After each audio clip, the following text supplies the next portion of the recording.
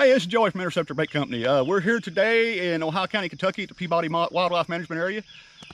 We've been getting a lot of questions here lately from people just getting into bass fishing on what kind of baits to use, the techniques.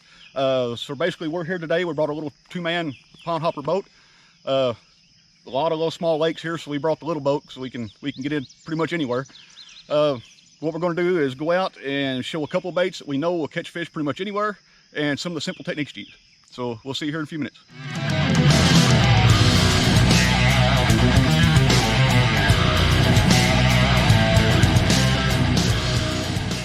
All right, here we are, guys. One of the first baits we're going to use today is the Thump stick. Probably one of the most simplest baits to use. Anybody can catch fish on these pretty much anywhere. You can either rig them on a weightless Texas rig, or wacky rig is probably one of the best methods.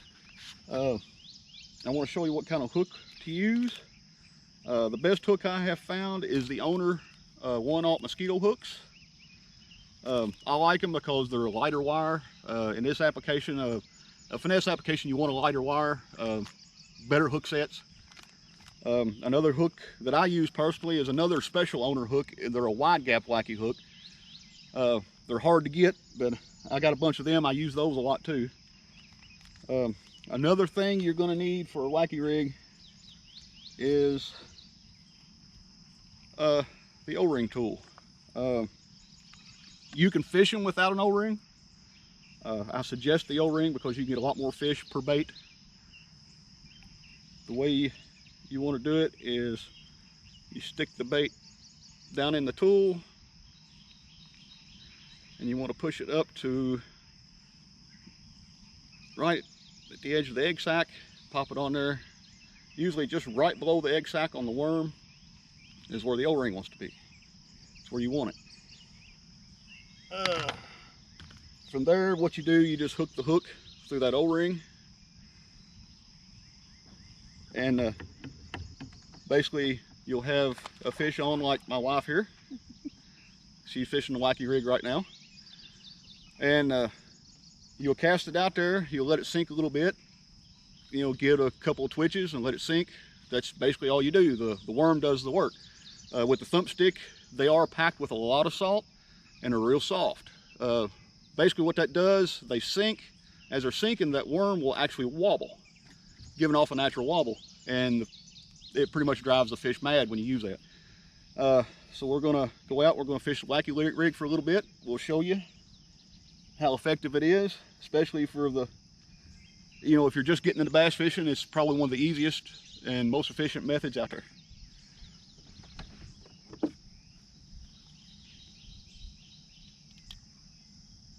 that was good. All right, so here's my setup. Of course, I've got one black blue flake. Color wise, for the new guys out there, natural colors work best. Don't go nuts with colors. You know, black blue flake, solid black, green pumpkin, watermelons, pretty much all your natural colors work well. Setups are simple. I've just got a regular spinning rod. I've got 10-pound Berkeley trilene on here. I like the monofilament for this job. I like that little bit of stretch. Of course, with the, you know, with that thin, sharp hook, you don't have no problem with hook sets. So let's get to fishing out here and see what we can do.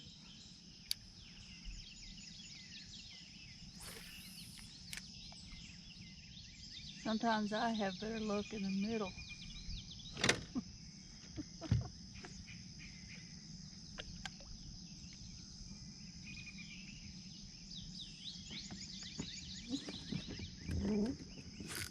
Oh, there we go.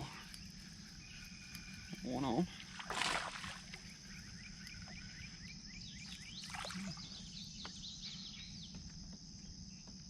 Not too bad.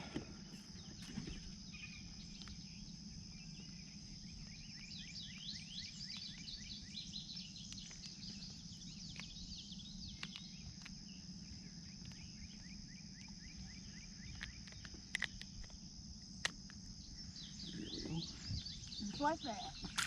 Oh, look, I got a baby. Got you a little warmouth.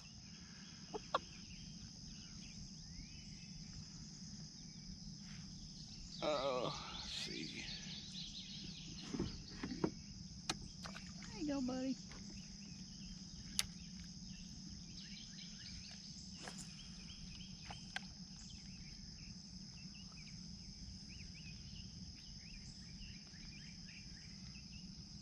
Oh, crap. What? That's what. Oh. I thought I pulled it out of his mouth.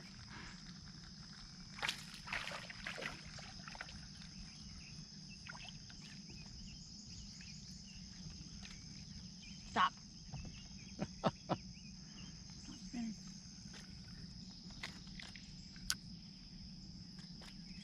Right.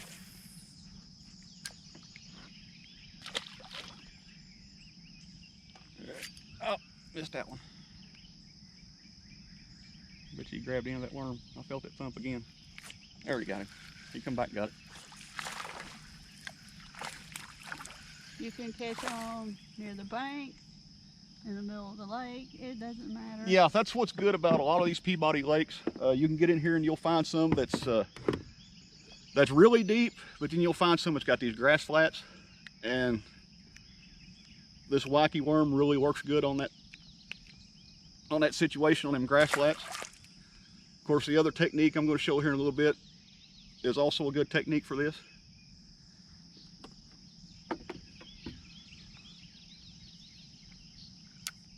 And you just don't have to be here on these lakes. I mean, these techniques, like the wacky rig and everything, will work pretty much anywhere. I mean, it's you'll catch a lot of fish on that rig. It's pretty much a do-nothing rig. You throw it out there, let it sink, twitch it back up, let it sink. The wobble of the worm when it drops, I mean, it does the work for you.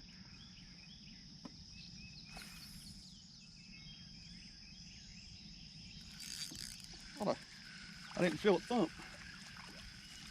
That's why. I didn't feel that one thump either. That's I was why. Like, That's why I didn't feel it thump. Got a little warmouth. I didn't feel it. Ah! Got a little, Here, oh! got, Oh! I saw it though. got a little warmouth. That's why I didn't feel it. I seen.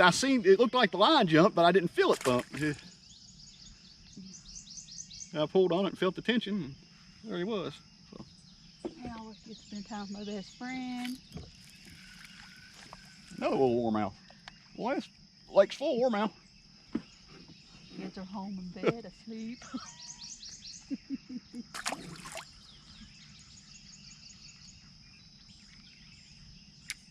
They're big enough to be left alone. Oh, that sounds like it might be a good one. Come here. Good jump on that one. That's a nice one. It's dragging my. Here. See? So much fun. Now. Stop. That one took off pretty hard. Yeah. Not quite as big as yours, but will work. Mornings are the best time. Yeah. It seems like early in the morning the bass are really more active on these little lakes. That and late in the afternoon. Oh.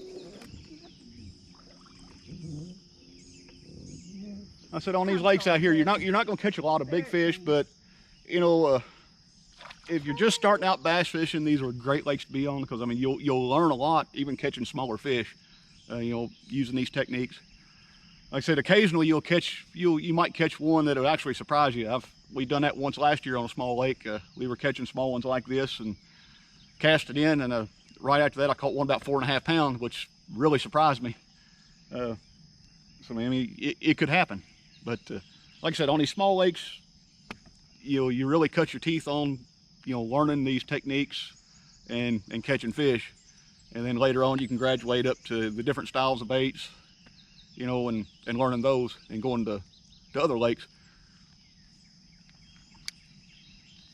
So let's try this again.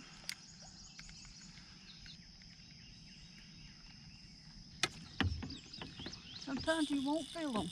Yeah. Well, both. Two in the warmouth, I never felt hardly at all.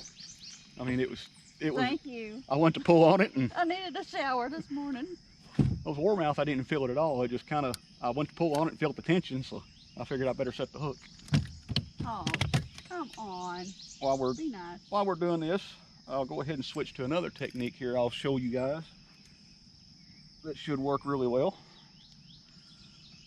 This technique is definitely what you call old school.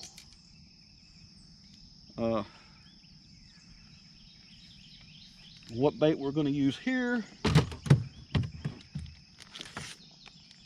is the Wrecking Ball Finesse Junior.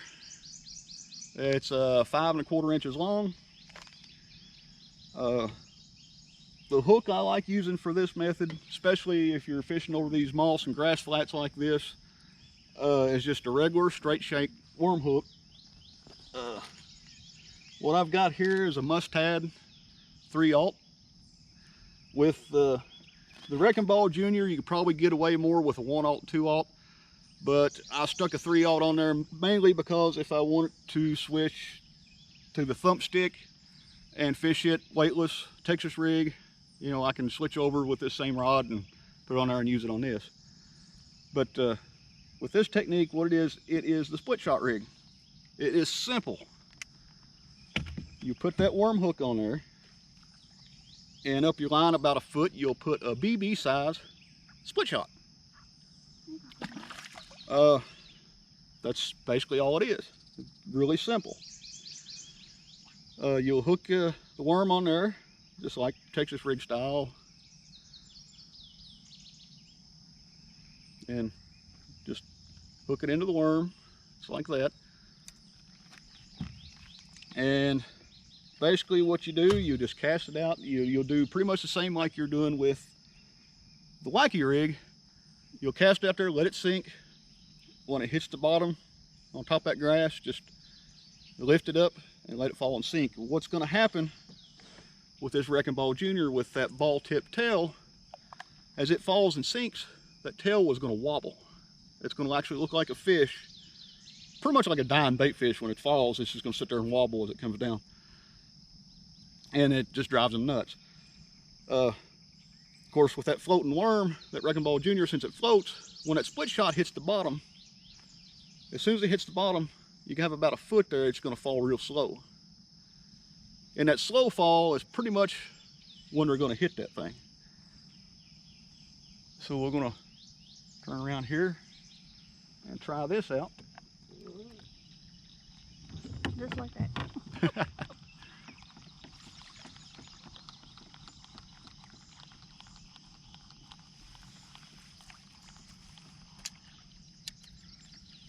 I might actually switch colors into something a little different. It'll get too long.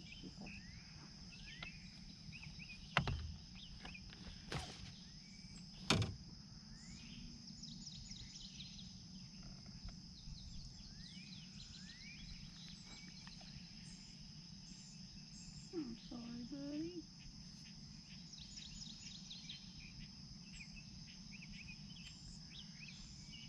I don't know if I can get this one out myself. There's some pliers down there on the side of that. Oh, wait. Wait, I got it. Alrighty. See?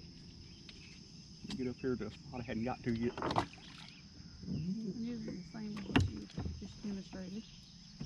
Oh, so you're... I switched. Yeah. Now she switched. What she's doing, she's not using the split shot. No. She's actually went to a wider gap hook, bigger hook, to add a little bit more weight to the worm, and just casting it out and fishing it weightless. That works really well too. It just don't fall as fast, but you'll get a lot of finicky fish, and sometimes they want it a little slower. So, you know, a lot of times you can go without that split shot with a little bigger hook, and you know, to make the worm fall a little bit faster.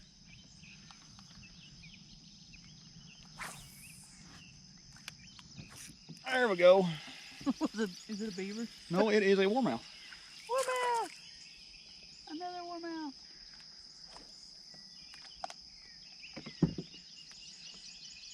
They're fun to catch too. Oh, a little warmouth this way.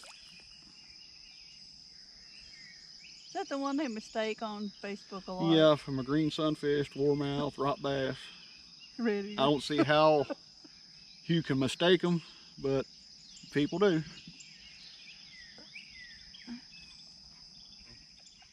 Oh gosh, there's a fish on my line. Yeah, see, that's what you get over a mouthing. Come here. Oh, one just grabbed mine. See? Oh, lost it. This is a nice one too. Yeah, mine come off. For this lake, this is a Well, nice one. that's a good size one there. That's probably about 13. It's a 13 nice inch? one for this So, I mean, lake. yeah, it's nice size for this lake. I mean, they're not real big, but you'll catch a lot of them. Just be still, be still. And you'll be surprised. If not, here in a few minutes, you'll catch one 4.5, 5 pounds. I mean, it's, Oh my. you never know. Ow! Dang. Ow! You're having some problems. Just grab him around the body if you need to. He was barely hooked. All that trouble to grab a hold of him, huh? It took more effort to grab a hold of him than it was the hook. It just slid right out of his mouth. Yeah. There you go, buddy. Catch you again some other day. I don't know why. Uh-uh. Oh, I just pulled it out of its mouth. Dang it. Wish I could show y'all what it looks like. I mean, you can actually see There we the go. moss on the very bottom. There we go. He come back and got it. I pulled it out of his mouth the first time. There's one on that split shot rig. I can get him off her. Look at this. She's been really catching them on that rig. Nice. I went a little wild with the color. Like I said, natural colors generally work best, but Green pumpkin yeah, violet. Watermelon violet. Yeah, watermelon violet's what you've got. Watermelon violet. And it looks pretty rough because you've caught a lot of fish on that Yeah, worm. it's been used, like I said, I've had it on there for weeks. Yeah, let's see. Yeah, I went a little wild with my color. Just I gotta untangle my line here.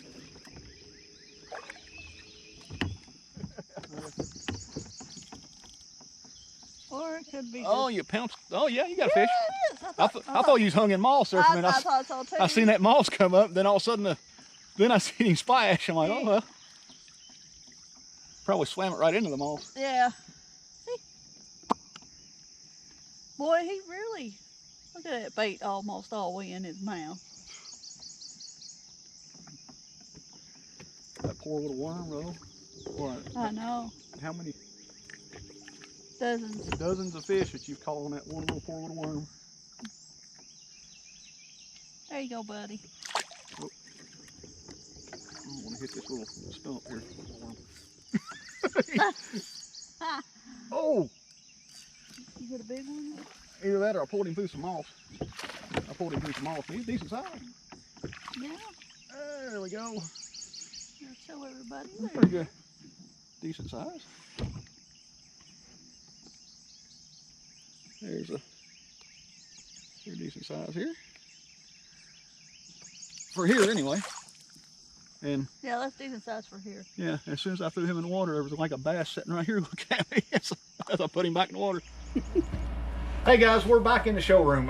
We had a great morning fishing. Right now we want to recap on the baits we're using and the equipment. First thing we were using was a 5-inch Thump stick.